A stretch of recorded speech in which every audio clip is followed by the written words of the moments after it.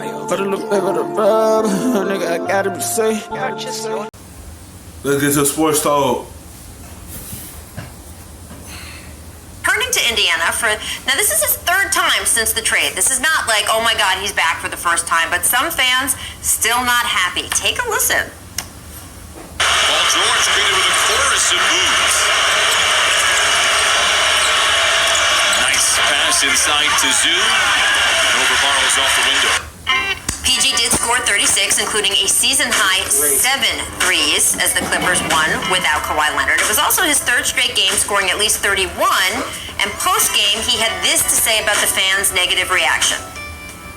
You know what? Someday I'll do a tell-all and I'll tell the leading events of how I left Indiana. And I promise you, I'm not the one to boo. So clearly, PG feels the booze unnecessary. The Pacers did get Oladipo and Sabonis in that trade, which happened 28 months ago. So Brian, why are fans still booing Paul George? Well, I think they're booing him, I'm guessing, because he went to a super team in a glamour market, which Indiana is not. And it's like they don't like the idea that this player is going away from what they have on their own team. But he didn't go... It has to do with your front office. People got to start understanding. When you don't bring the right pieces around your superstar, they want to win. They want to win a championship. He could have won one with Indiana,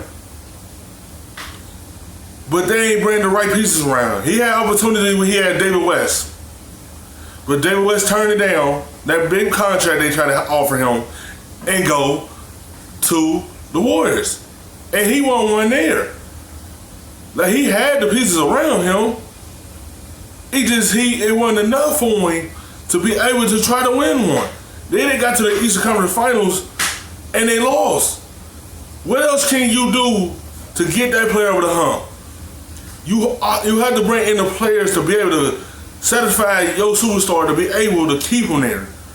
And then you don't know what happened with the GMs. You don't know what happened in that front office, how they feel about Paul George. They probably feel something like we probably want to move on from Paul George. You don't know what happened. He probably could tell you himself what really happened, but I just feel like you have to bring the right amount of players around him to be able to bring a championship there. He just wanted a fresh start, be able to have an opportunity to win one. Yeah, it ain't work out OKC, but it could work out with the Clippers. LA from... I know. Indiana. I'm just making a guess as to why I didn't interview 20,000 fans, but I feel like that's part of it. But I was way more interested in what Paul said about the real villain.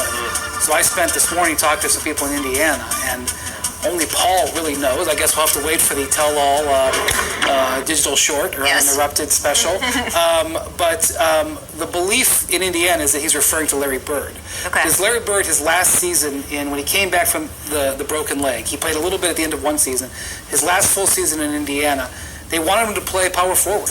And they really forced him into it. They wanted to play a more modern style. He didn't want to play power forward. He openly went back and forth with the organization about it. And Larry Bird pretty much said, you're going to play power forward because that's what you're going to do. I'm the boss. And Larry Bird is not the general manager of the team anymore, the president, but he... See, you can't do that. You can't rub your superstar the wrong way. You can't say, I want you to play power forward. That's out of his comfort zone. He's a small forward. That's not his position. You try to play small ball with your superstar. Let him play his position. Without Paul George, Indiana would have been a good team. Before they got $50 Oladipo, now they're a good team. But if they had him back then, they wouldn't have been a good team. They needed Paul George. You can't rub that person the wrong way. You can't sit and say, I'm the boss. You know how that sound? You're trying to force him into something that's not in his comfort zone. You can't sit there and just do your power like that. See what happened when you run players out of the building? He get blamed for it. You have to blame the people up top, and that's the GM. Is connected to the team. Now, he used the word events, Matt. I don't know if there were other things that happened, but I'm guessing that has something to do with it. Yeah, I mean, we never know until he actually says it, but always, being a player and being behind the scenes, most of the time the media only gets what the organization puts out. And as a player, you kind of want to just go with the narrative until you get a chance to really tell your story. Hopefully we get that story out in all the smoke. Anyway, but I think the fans boo him because they know what they missed, what they lost out on. Paul is one of the top 10 players in the league. We see how efficient he is, how smooth he is. When he's healthy, he's one of the better players. Last year he showed he was an MVP candidate. So they boo because they miss him. And as a player, sometimes it's hard for us to understand that in the moment. Like, I gave my heart, my soul to this city, and I didn't really want to leave. Right. Now we're kind of getting to know, why are you booing me? But fans will be fans. They're Indiana Pacer fans, but at the same time they're booing him. They boo him because they appreciate and respect what he can do on the court. And look, fans can boo whoever they want as long as they're respectful about it. Right. Pay your ticket. You can shout boo. Those are among the list of words. It's Right. okay. This man came of a horrific injury that year, and you want to make him a power forward. That's what you had David West for. I don't think they had him at that time. I don't think that's when you bring him in to be that power forward. You can't sit here and want someone to play out of their comfort zone, something they don't want to play. That's a person that changed your franchise. People wanted to come play with Paul George. Some players did. But at the same time, you can't make him play power forward. That's not him. See, when you had that collision, it was a bittersweet end right there.